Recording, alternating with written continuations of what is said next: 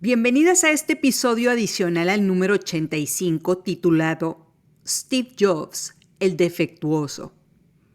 En el episodio anterior hablamos de la faceta de Steve Jobs como orquestador, es decir, aquel hombre talentoso que organizaba a todos los ingenieros y los alineaba para que pudieran crear productos innovadores. Steve no era un diseñador o un ingeniero talentoso de programación, pero con su talento como orquestador, logró que la empresa Apple saliera adelante de la inminente bancarrota y como empresa se pudieran fabricar la iMac, iTunes, Apple Store, iPod, iPhone y iPad. Y en general cada computadora novedosa con el sello de Apple que hay en el mundo. Por otro lado, hablando de su vida como padre, la película muestra que él tuvo una hija fuera del matrimonio con una mujer llamada Chrisanne Brennan. Chrisanne tuvo que demandar frente a un juzgado de lo familiar a Steve Jobs porque éste se negaba a reconocer a Lisa como su hija. Chrisanne llevó el caso a una corte de Estados Unidos y un juez le ordenó a Steve pagar $350 mensuales por manutención.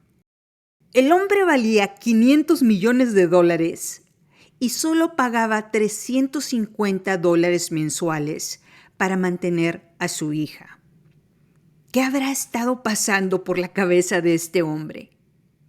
Bueno, además declaró en una entrevista, en una revista, que la prueba de paternidad que le hicieron tenía un grado de error, por lo que según un algoritmo que él creó, un total de 28% de los ciudadanos que vivían en Estados Unidos podrían ser los papás de esta niña.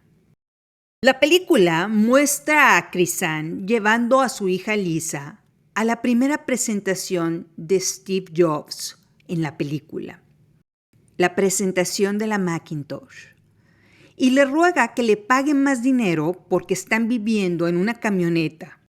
No les alcanzan los $350 para sobrevivir. Su pequeña hija Lisa le dice a Steve que sabe que él nombró su primera computadora como ella. Pero Steve le responde que él no es su padre y que la palabra Lisa es una coincidencia. Es decir, Lisa se compone de las iniciales de las palabras Local Integrated System Architecture. La pequeña Lisa se sentó en un sofá mientras sus papás discutían y hace un dibujo en la aplicación Paint, una de las aplicaciones de la Macintosh. Steve se queda asombrado porque la niña supo cómo utilizar una de sus aplicaciones. Y parece que en ese momento empieza a crecer en él un cariño para esta niña.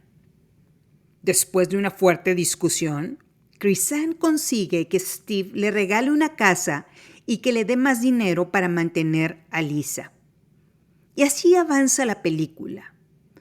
Steve rechazando a su hija y Lisa tratando de acercarse a él.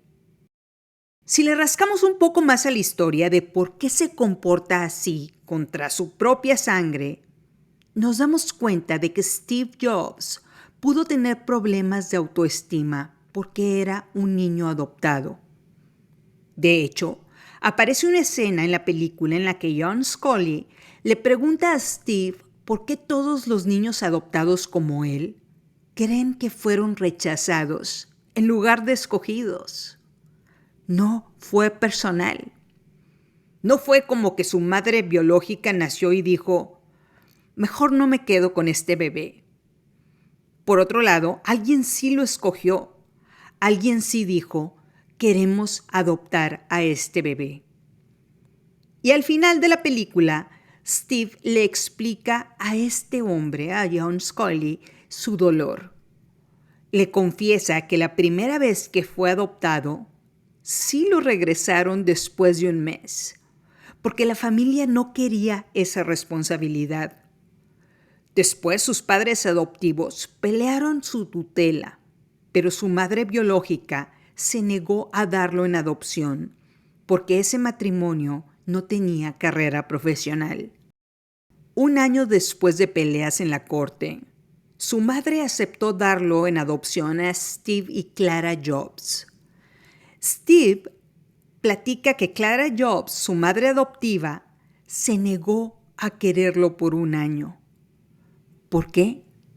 Porque ella no quería sufrir si la decisión del juez era quitárselo. En pocas palabras, Steve se sintió históricamente rechazado.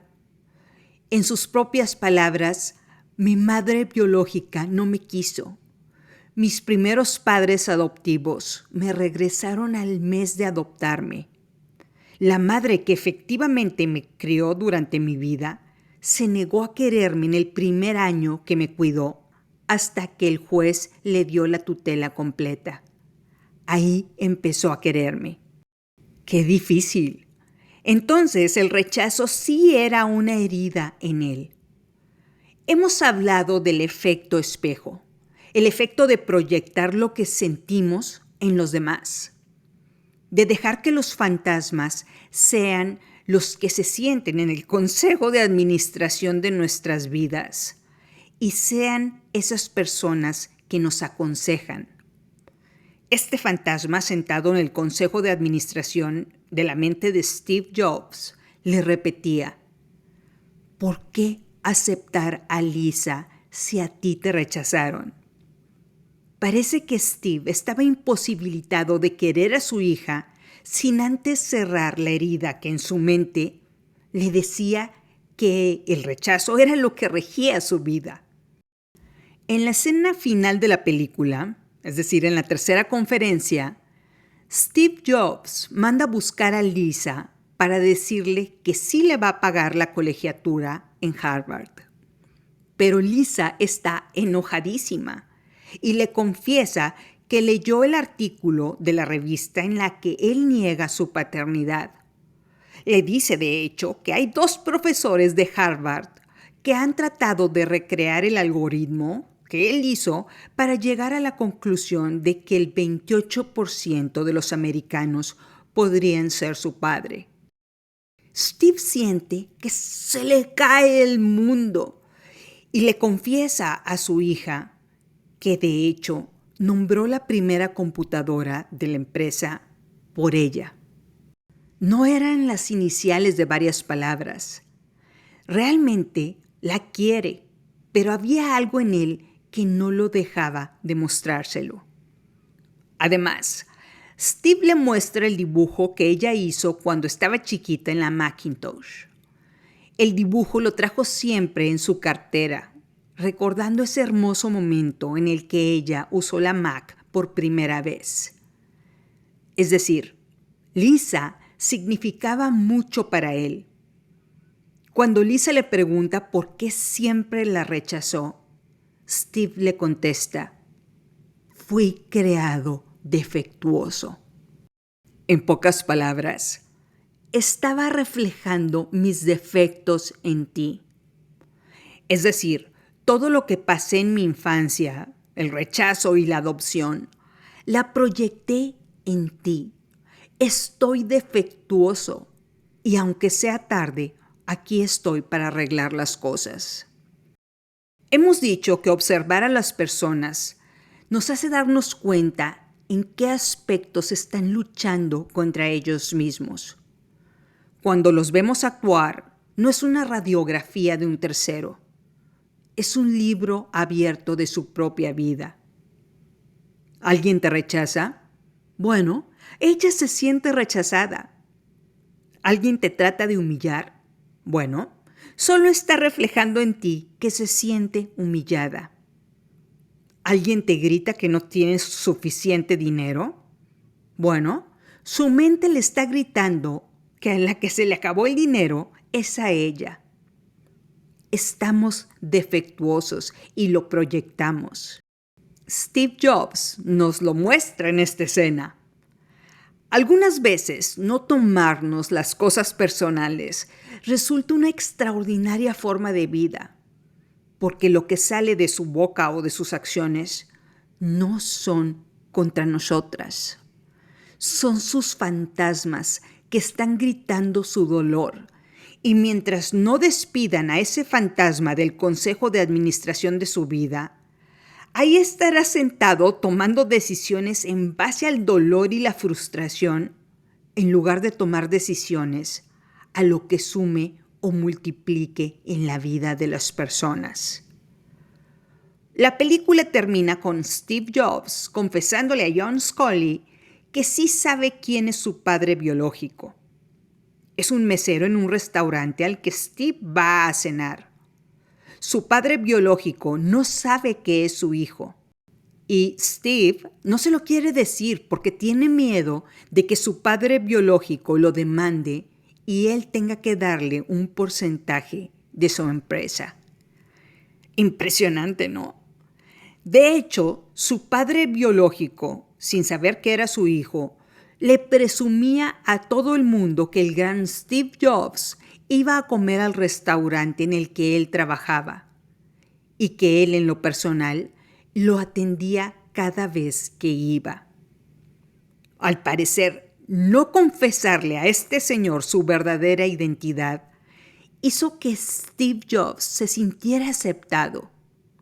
Su fantasma mental le gritó que no le confesara la verdad, o este mesero lo demandaría o exigiría dinero de él.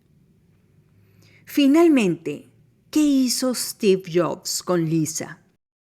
Bueno, Steve le pagó la colegiatura en Harvard y cuando murió le heredó cerca de $18 mil millones.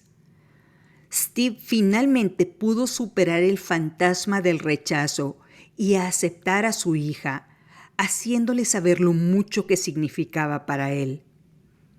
Entonces, esta historia nos sirve de ejemplo para decir, en palabras de Michel de Montaigne, y para concluir este episodio, diariamente nos burlamos 100 veces de nuestros propios defectos. Lo hacemos criticando esos defectos en los demás. En palabras más sencillas, cada quien sabe por dónde le aprieta el zapato. Es de mujeres conscientes el saber identificar este dolor y hacer lo posible por no proyectarlo a los demás. Es de mujeres conscientes escuchar críticas y no engancharse con estas. No nos están atacando, simplemente están confesando su más profundo dolor, su más odiado defecto. Esas horribles palabras no nos corresponden. De hecho, es una confesión de esa persona en voz alta. Muchas gracias por escuchar este episodio adicional, el número 85 de esta 9ª temporada. No lo olvides, estamos juntas en esto. Soy Estíbaliz Delgado y esto es Se Empieza de Cero.